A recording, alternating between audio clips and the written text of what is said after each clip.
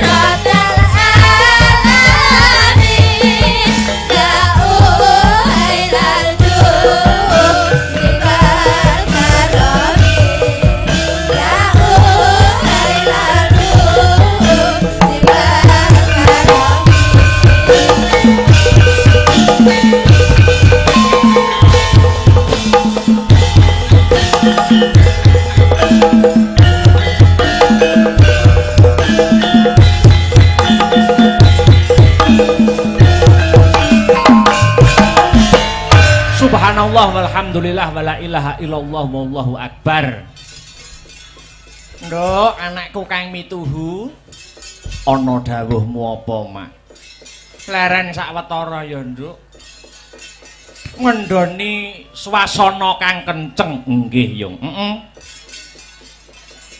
Sing luwih wigati ayo ndak kanthi ngaturake rasa puja lan puji syukur kang jero. Kunjuk Gusti kang murbeng dumadi Allah Subhanahu wa taala Tuhan yang Maha Esa, yang Maha Rasa sejati. Nggih. Kang wis melimbarake berkah lan kenikmatan wujude nikmat sehat, nikmat sempat, nikmat iman. Ngono ya, Yung. Nduk. Iya. Mokal tanpa nikmating pangeran aku karo kowe anakku bisa manunggal lan tetunggalan ing bengi iki. Oh iya, nggih Yung, heeh. Banjur aku karo Biyung bengi iki sowan ana ngendi lan dalam rangkaian apa, Yung? Iki sowan ana ing para pepunden lan sedulur kang lenggah ana ing desa Ngadipura, Kecamatan Wonotirta, Kadipaten Blitar. Acarane bersih desa, Nduk. Wah iya. Iki wis kelebu agenda rutin tiap tahun. Ngono. Bersih desa yang pada intinya ya kuwi wujud rasa syukure masyarakat kang lenggah mapan ana ing desa Ngadipura marang kabeh kenikmatan kang wis diparingake saka Gusti Allah. Oh nggih Yung, heeh. Iya. Dene taun iki, heeh. Awake dhewe sak kanca kang ketiban sampur pinercaya paring lelipur, heeh. Nggelar kelir gantung gong menghibur warga masyarakat Ngadipura. Wah hebat. Ing ngatasé awake dhewe lagi sepisan mrene nanging antusias lan apresiasi warga masyarakat kene luar biasa ya, Mak. Wah, tenan tak acungi jempol kok, Nduk. Ngono. Penonton kebak wiwit sore, heeh. Kamangka lagi sepisan iki sowan. Ngono. Mula itung-itung awake dhewe sowan ana ing kene uluk salam karo para warga masyarakat kene. Nggih. Ora arep apa-apa kok, Nduk, tenan. Sing baku nyambung tali paseduluran karo warga ing Ngadipura kang sarta ngalap berkahe para pepunden lan pinisepuh kang mapan ana ing Ngadipura kene. Nggih, Yung, heeh. Mula wis sak wajibe aku karo Biyung ngaturke panuwun marang para pepunden Ngadipura ya, Mak. Bener, Nduk, heeh. Ngaturke panuwun kang tanpa pepindhan. Terima kasih yang sangat banyak kula kunjukaken setunggal. Nun inggih Bapak Kepala Desa Ngadipura, nun inggih Bapak Eko, heeh. Kang angka kalih sedaya perangkating Desa Ngadipura, Ketua Panitia Pak Kasun, ingkang boten lan sedaya panitia ingkang boten kula sebataken setunggal mbaka setunggal, heeh. Ingkang sampun ikut andil mensukseskan lumadining adicara bengi iki. Wah, iya nggih ya. Uga ora lali ngunjukke matur nuwun marang sedaya lapisaning masyarakat Ngadipura ingkang sampun paring kapercayan kula sak kanca paring hiburan wonten papan mriki. Nggih ya, heeh. Alhamdulillah.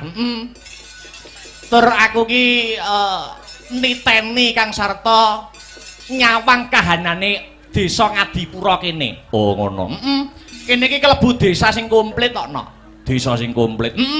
Agamane kuat, budayane ya kecekel. Oh ngono. Dadi agama karo budaya mlaku berjalan seiringan. Oh ngono.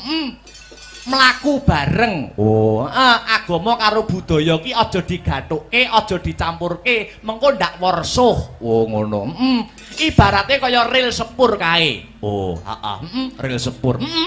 Ril sepur kae tengen karo kiwa mlaku bareng. Ning yen digathuke sepure tabrakan. Oh, ngono. Dadi kene iki agamane ya kuat, budayane ya kecekel. Wah, tenan kok.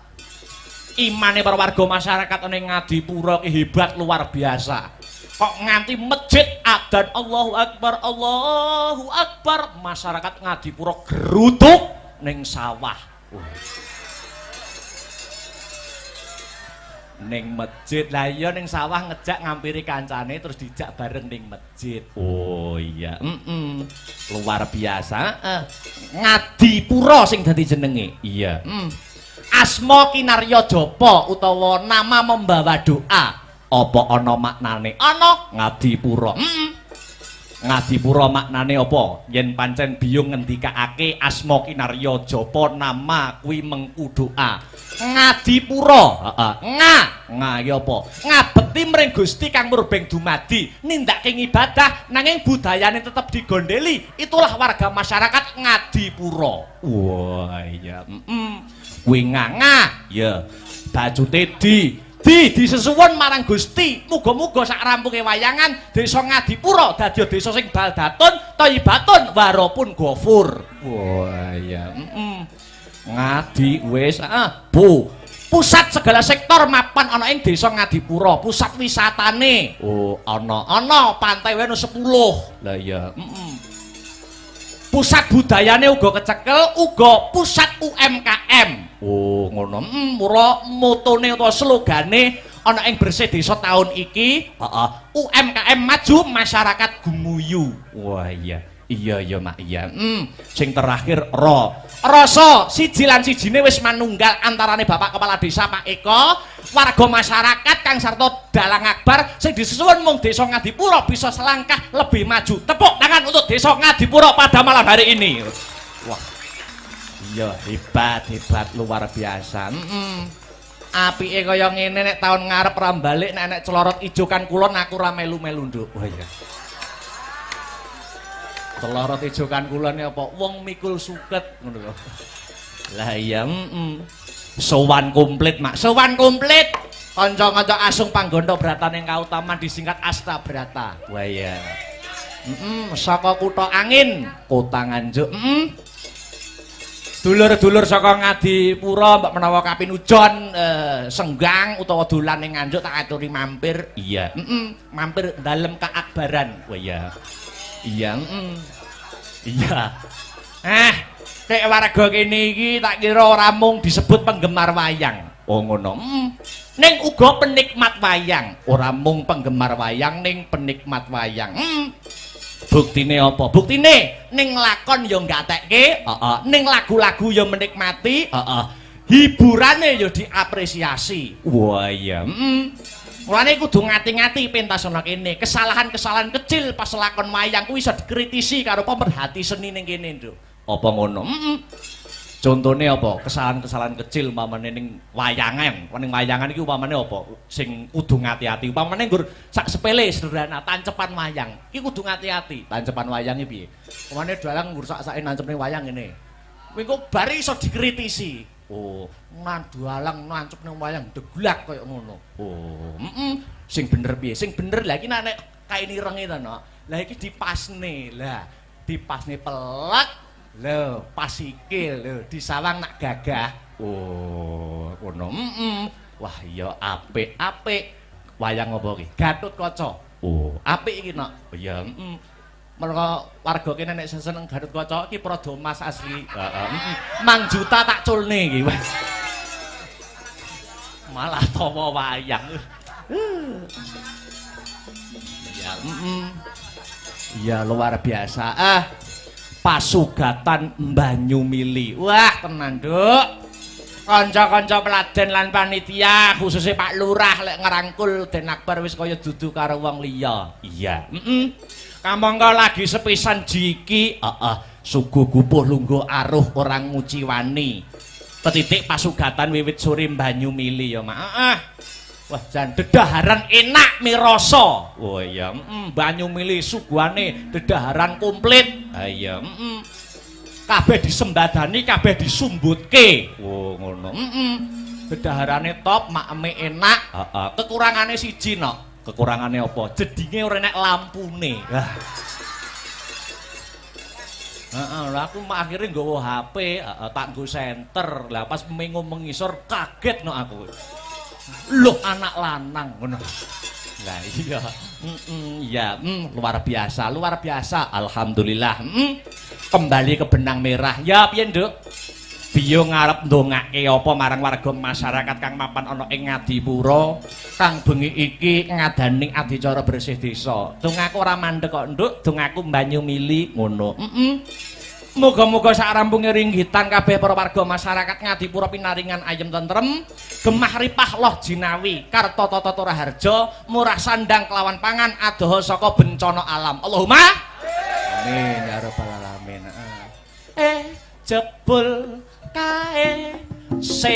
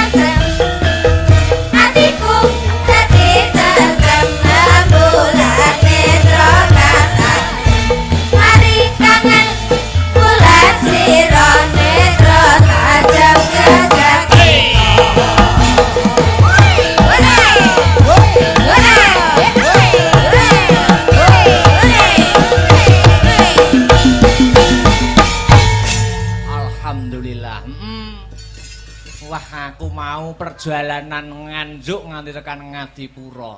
Piye? Wah, dalane nok. Wah ya, aku ki turu ki sing gugah ki dalan. Oh ya. Harataya munggah neh. Harataya munggah neh. Weh ngantek-entek Jokoku kon munggah terus kok. Iya. Iya. Lah iya. Wayangan malam ini juga disiarkan langsung lumantar channel YouTube Astabrata Media. Wah iya. Dadi sing ora bisa kepareng rawuh ana lokasi bisa memantau lumantar channel YouTube Astabrata Media kang sarta ngeloni HP-ne dhewe-dhewe. Wah iya. Dipantau wong sak donya. Iya. Ternyatane penikmat wayang kuwi majemuk. Ana penikmat wayang sing nikmati lakone, alur ceritane, ana sing seneng hiburane, ana sing nggur ndelok sindene, heeh.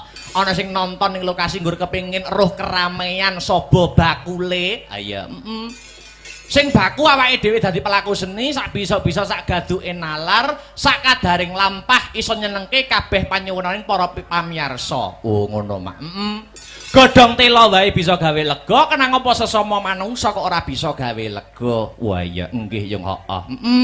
Ternyatane acara wayangan kaya bengi iki sing diuntungkan ora ngempungake pelaku sendine ning para bakul-bakul sing ikut mengais rejeki kae ya melu diuntungkan dengan adanya pagelaran wayang. Bener Nduk, heeh. Iya. Kena kanggo sarana membangkitkan UMKM khususnya UMKM masyarakat Desa Ngadipura. Oh ngono Mak. Kaya slogan sing tak aturke mau ngarep ya kuwi UMKM maju masyarakat gumuyu. Amin ya rabbal alamin. Sadurunge ngunggahke bintang tamu luwih dhisik aku kepengin ngaturke lagu wajib. Lagu wajibe apa? Lancaran bersih desa cunduk karo adicara sing kagelar bengi iki. Nggih yo. Lancaran bersih desa dibawani luwih dhisik. Sumangga Mas Herulinanta kula aturi bawa bersih desa. Iya. Ya. Mas Heru aja kon bawa akeh-akeh bengi iki tugase akeh. Iya. Udan palaran pokoke engko. Semangat. Ya. Yuk dibawani dhisik. Apaan iku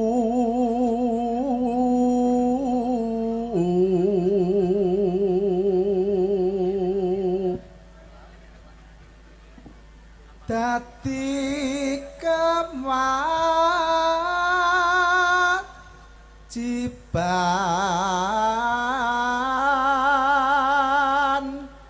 baku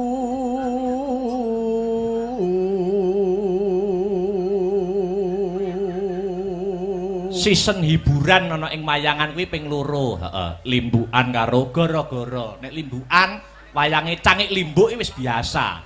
Biasa, lumrah diganti-ganti no. Ayo. Diganti sapa? Pak Dalang.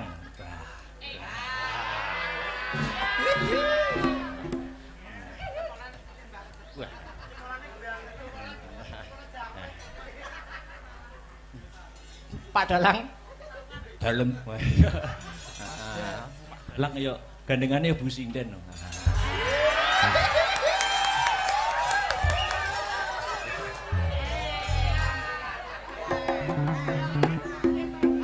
Lanjut. So warga iki. Yo. Yo lanjut. Ayo bersih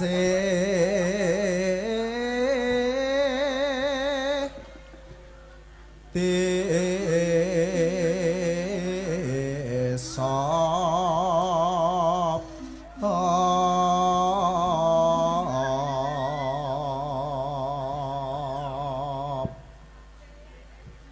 murih adoh sukar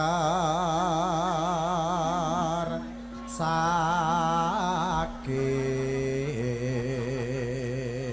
Yo, ditibakne lancaran bersih desa. Wis. Kriya kriya angriya tu manjang karya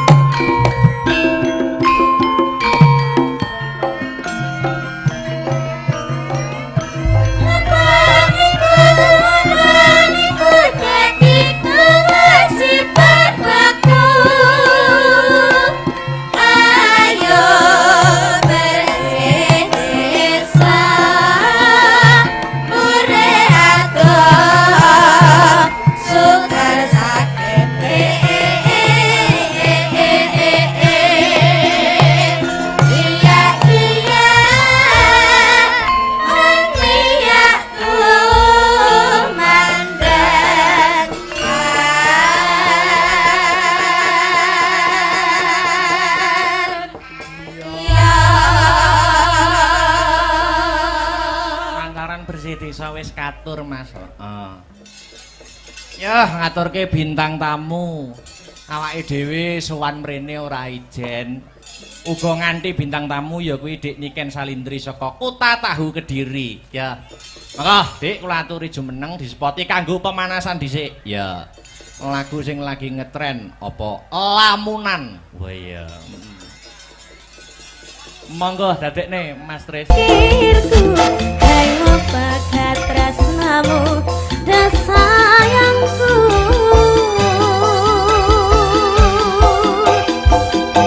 tapi indah au pasang tanpa langanan tresnaku mring sliramu Mas Akbar. Iya.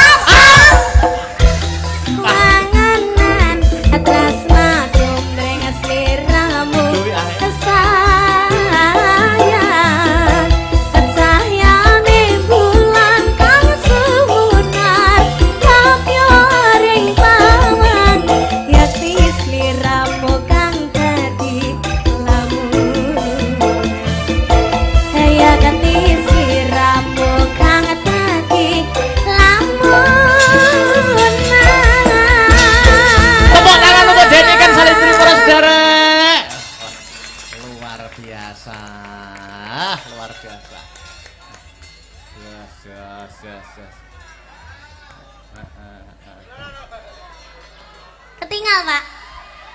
Mangkane ento nanggap dhewe ben ketok. Mangsaku kok. Selamat malam. Apa mang jare? Selamat malam. Wilujeng dalu Dik Niken Salindri. Sugeng dalu. Ketemu ana ing Desa Ngadipura, Kecamatan Wonotirta, Kabupaten Blitar. Luar biasa. Iya. Kita bertemu lagi. Iya. Ngendikane Pak Lurah dulu pas zaman kecilanmu dulu sampean pernah main di sini. Emang aku pernah kecil. Tuh.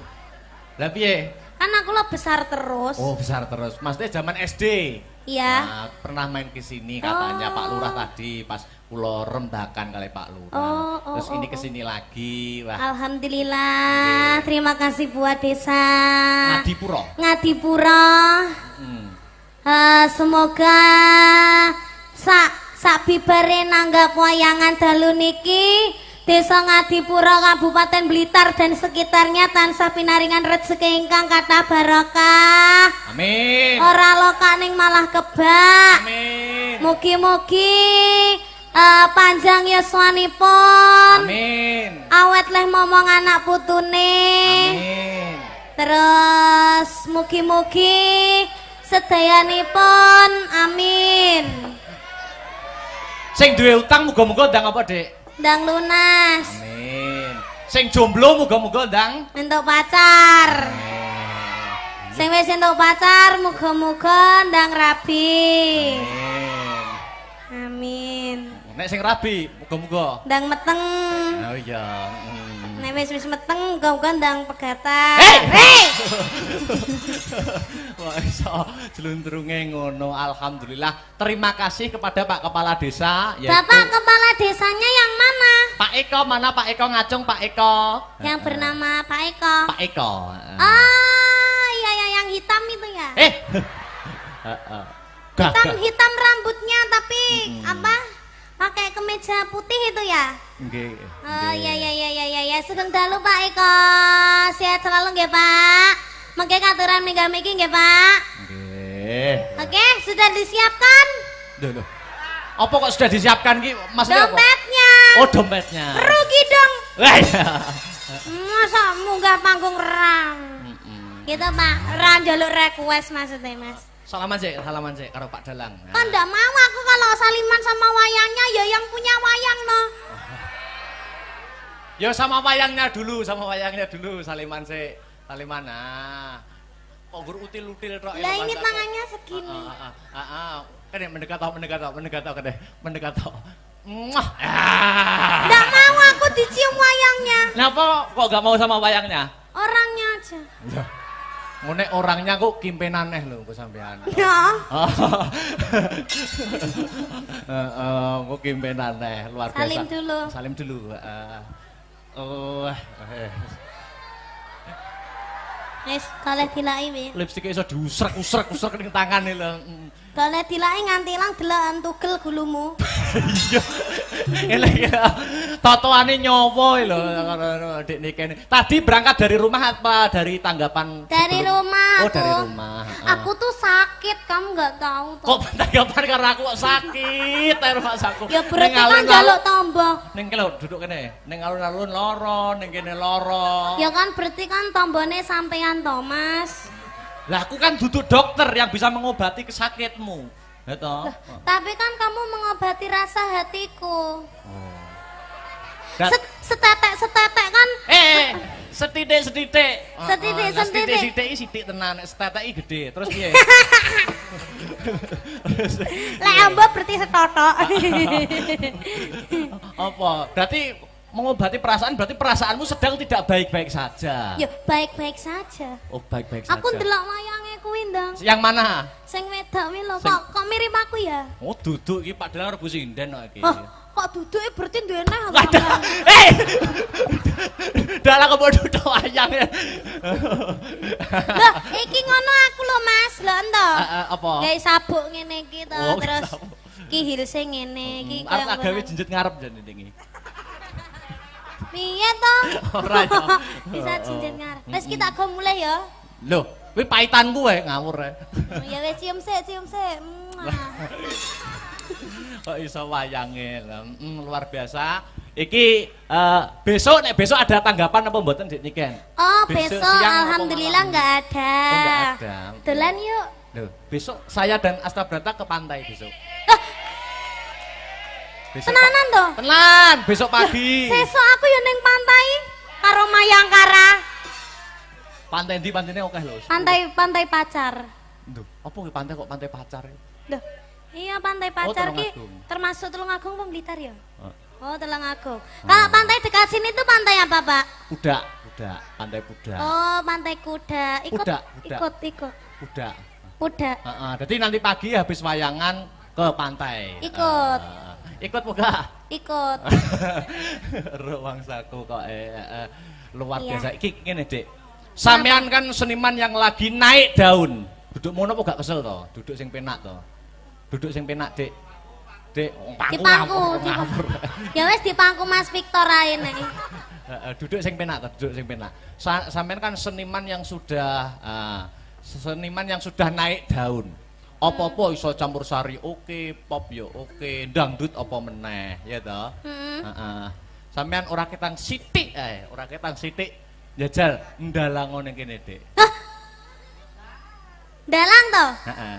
Lek trimo dalang ya kecil to, bar akbar iki kok. Akbar iki kalih kula anak apane lho, ora anak apa-apane. Upama gelem dalang kalah payu aku. Tenan, kalah payu. Gelem dalang tenan. Aku dalang apa lho, Mas? Dalang ki kok omong-omongan iki karo iki. Oh, ngono, Pak iya, Dalang iya. karo Bu Sinden. Oh iya. Ning suluk ana sik sing ke lho. Sing ngendi? Songo sing isine Kang. Lho. Hah? Suluk ana ku lho slendro, Mbah. Tong-tongane, Mbah. Heeh. Nyok. Duduk sini lho. Dalang lho. Oh, duduk sini to. Ojo. Sini lho, sini. Oh, iya. Wah, bahaya ini nanti. Iki aku lagi ganas-ganase lho. Ah, situ madep sana no, Anu dalang. to, Bapak ingin to. Madep sana. Oh, siden tak. Heeh. Duduke dalang ora apa-apa, duduke dalang. Jangan gini aja. Oh, gini aja. Heeh. Anu mic-nya dipegang tangan kiri. Mic-nya, Terus? ini sama gunungannya digerak-gerakkan. Tak dodoki yo. Wah, dang, yo. Oh. Isine kang gara-gara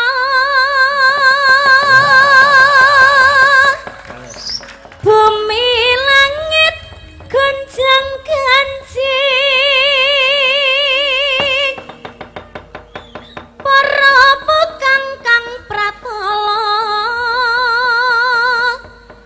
rindu ping 7 sehari umat kang jalani di pati hambantusi sirna larut terus pene mas na na na na na na na na apik nana-nanamu nano ya Jal ya ki engko sampean dan nyapa tuh nyedit-nyedit barangnya lah ini lho ben Oh, iya. cecek aku tak ngendang heeh ya toh tak Terus? ngendang engko iringane muni Hah? nek wis iringane muni engko sampean ngetokne dalang karo sinden iki engko iringane mandek lagi omong-omongan oh ngono ya terus aku sing tak tokne apa iki lho Pak Dalang karo Bu Sinden Oh, iya, iya, iya. iringan sik ngetokne nek iringane mandek sampean omong-omongan oh iya iya iya sembarang wis bahasa apa wis sembarang oke iya iya iya heeh kok iku oh iya iya iya anu iki ndek enek anu to yo tak pasang nih sik tak noto iya iya ora sujar daduk daduk wing pira ae kowe heeh ada lampu yang jadi saksi ya iya iki nglungguhi bantal ki ra apa-apa to ora Mas apa-apa kuwi nyat nggo lungguh ya jalan heeh nggo iki napa itu aja ya ngono dah anu sinden wong wedoke nek ngeprake malah banter lho nek kok iso lah kan renek ganjelane lek nggih sotek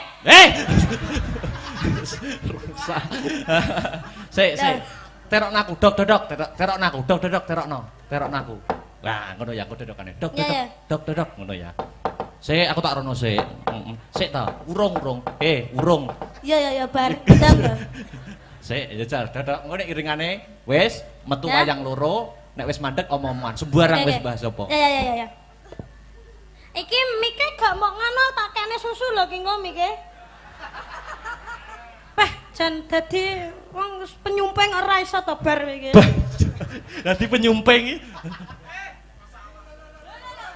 ngagem niki napa niku oh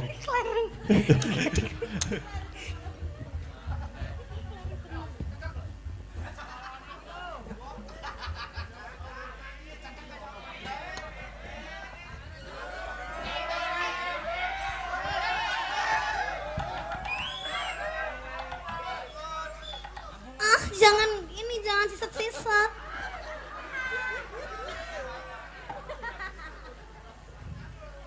Anu bar njaluk rokokmu sitok ae. Ora oleh ya. Sakmene ya. Anu ki HP ku anak sing telepon ya. Wes. Halo. Sapa? Wes kono ya. Ya. Heeh, sik. Anteni aku sik. Ki mic aku cepatno wireless siji. Ya. Ya, peserta selanjutnya Festival Dalang Bocah dari Kediri yaitu Dek Niken Salindri. Yo, dok. Misal, dok. Guys. Ngapa? Anu ki media ki lho, sik ta. Apa ya nek dalang kok nge-vlog ki lho terusan. Nek wis dalang madhep debok ki fokus konsentrasi. Ya. Dok. Ngono.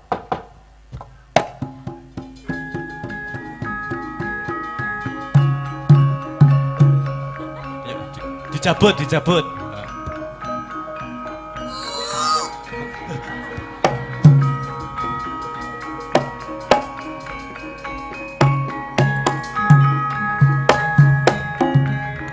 kula nge-vlog HP-ne ceblok.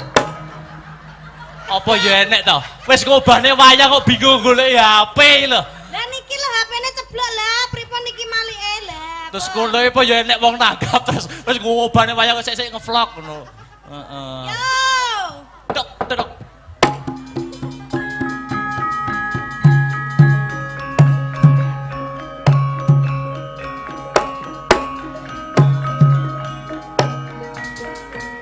Dileh kayane wis ilang. Wah rusak kok. Yo metu Pak Dalang karo Bu Sinden.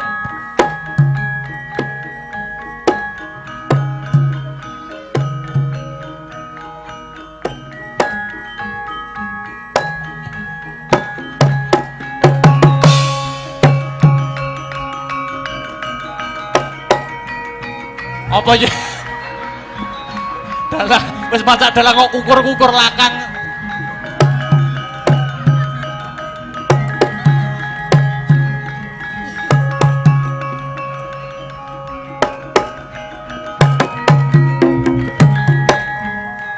Nah, omong-omongan tidak. Loh, dalangnya mengi dalangnya. Bune. Wedah, bune ada. Ya apik terus. Kalem Pakne. Wah. Apik. Ya terus. Ya ngalah bojoku kok suwi-suwi saya ganteng ya ampun bagus cium dulu. Aku nih jane pengen ngono wih mong aku.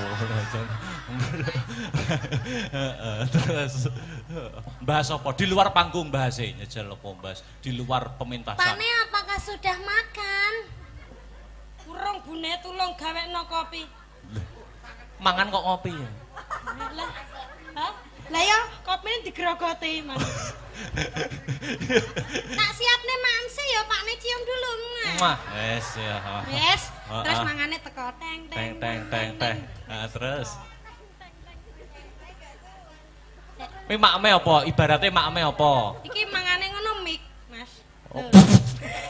Mike cilik ya. Mik cilik. Iki Pakne makme. Ah. Oh iya bune. Heeh. Iki petot jane yo ngalah. Wah, didulang no, Oh, didulang. Ya ampun. Hei! Ngono kuwi peng piye to aku lali aku ngono kuwi. Ya ampun, bojoku lek ra didulangke ngene iki lho, nafsunya makan itu berkurang sampai awake kurus kayak ngene iki. Ya ampun.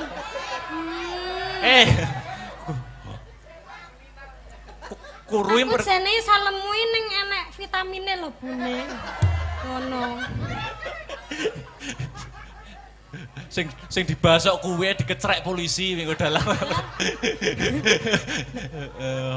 Mbah. Terus piye neh, Mas? Bahas apa keseharian. Kesehariane kita ye. Lah ya kuwi kesehariane Pak Dalang karo Bu Sinden.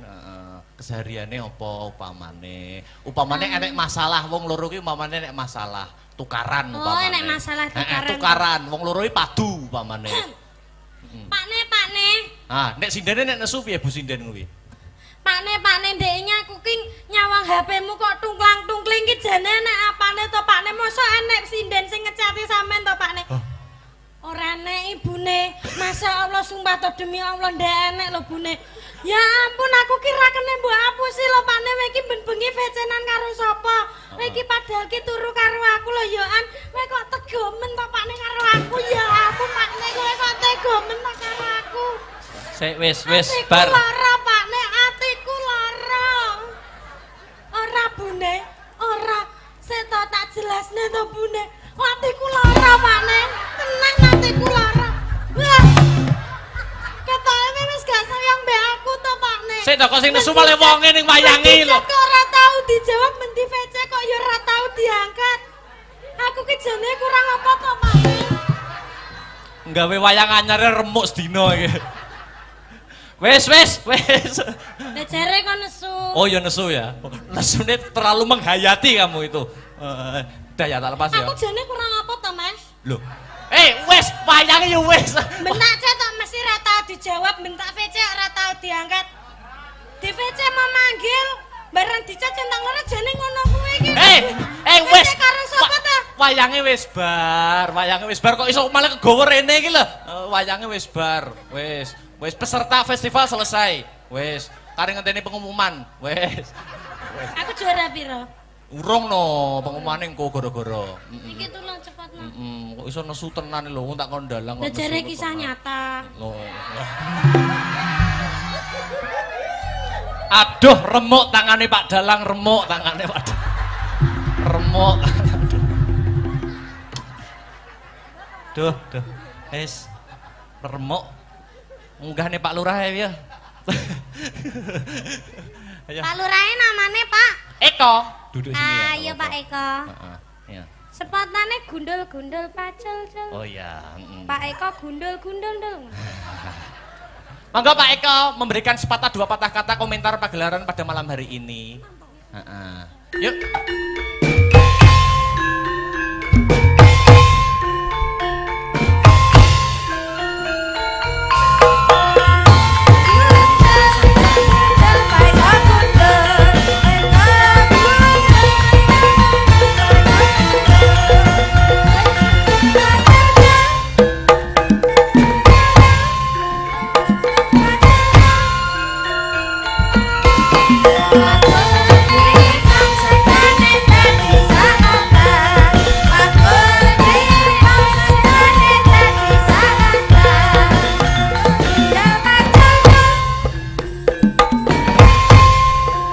Monggo Pak Eko.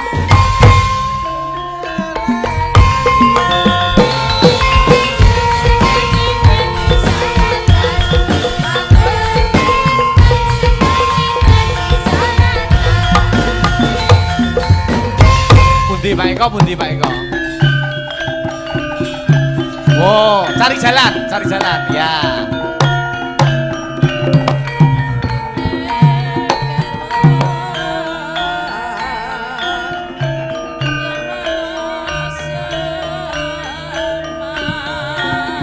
Monggo Pak Eko. Alon-alon kemawon.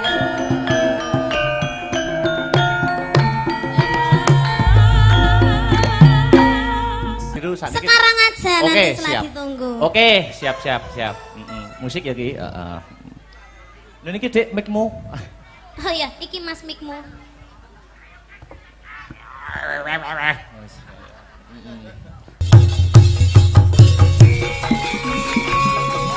Hey.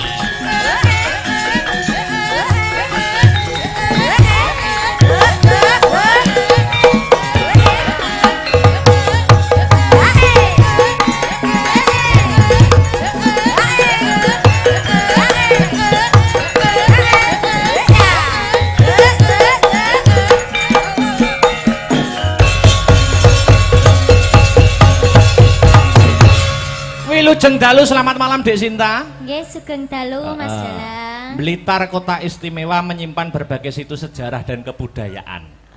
Nggih, leres niku.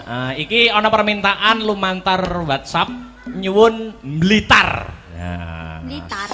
Nggih. Dilanggamne dhisik, mengko lagi irama seger dangdut. Mengko arep digawe buka celuk wae ora apa-apa. Oh, buka celuk. Buka celuk ya ora apa-apa. Mangga. Yuk. Sak pinten riyen? Ya. Dados. Blitar kutha cilik kang kawentar. Etipeni gunung kelut kan ngayomi. Blitar jaman Jepang nate gempar. Peta brontak sing dipimpin Supriyati. Blitar nyimpen awune Sang Nata. Majapahit ana candhi penataran. Blitar nyimpen layune Bung Karno. Proklamator lan presiden kang sepisan. Ana crita jare Patih Gajah Mada ingkang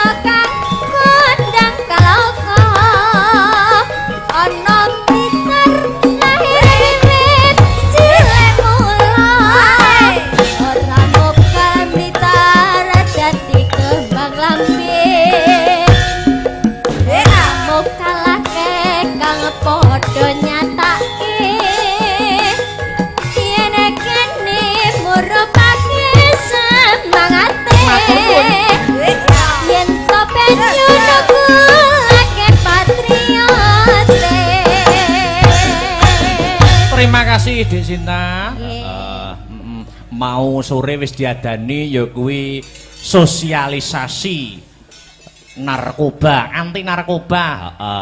Terus wingi ya ana sosialisasi, sosialisasi UMKM saka ngendi? Saka Dinas Perdagangan. Oh ngono. Jadi sosialisasi kuwi penting kanggo mengedukasi masyarakat, khususnya masyarakat kang mapan ana ing desa Ngadipuro. Oh iya. Ya, lanjut ya. Mbak Enggar tak aturi jumeneng. Ganti spot sing pelok, pelok. Ya, maka Mbak Enggar jumeneng, yuk.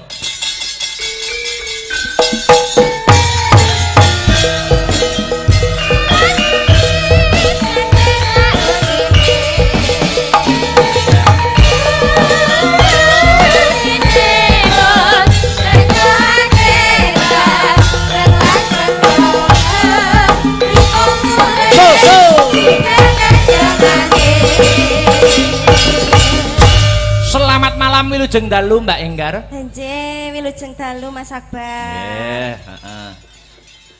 Mbak Enggar, jare aku krungu-krungu lho, Mbak. Napa? Jare arep rabi taun iki. Insyaallah. Amin. Jan aku ngenteni wis suwi lho ngean. Sing ngegongke sing kulino ditutne ayang bebek ya arep rabi pisan. Nggih, kadose. Aja. Unda-undi. Aja rabi sik, Pan. Royal ae. Rasane padha iki. Yo penak nek sah no. Ya. Ayo, iki ana permintaan. Apa, Mas? Gede seragenan. Nggih, napa? Ana lewung karo loro ati dua, monggo dipilih. Oh, nggih, lewung mawon. Lewung, oke, digedroke. Ya. Oke. Tendangan sing semangat Mas Arya. Ya. Ya, dadekke. Iya, iya. Iya, iya. Iya, iya. Iya, iya. Iya, iya. Iya, iya. Gagal, gagal. Iya, iya. Iya, iya. Iya, iya. Iya, iya. Iya, iya. Iya, iya. Gagal, gagal.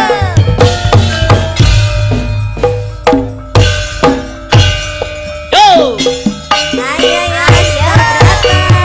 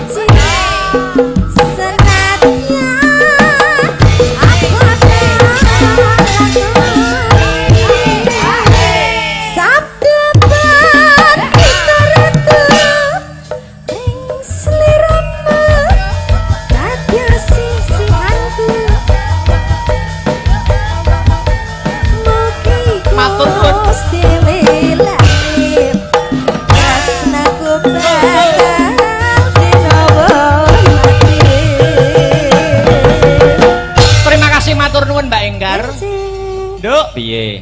Mengko perkara lagu warga goyonan disambung ning 42 season 9 goro-goro. Oh iya, nutukne lakon keprukan delok ya, Nok. Ya, nutuke lakon ki permintaan saka Bapak Lurah ya kuwi Sekar Pudak Tunjung Biru lakone. Sekar Pudak Tunjung Biru atau Semar Boyong. Wah iya. Dadi sisan gawe iki mergo launching Pantai Pudak ana ing taun 2024. Ah iya. Muga-muga pinaringan sukses. Yuk nutuke lakon cawis sesaji Kang Sinuwun yuk. Yuk.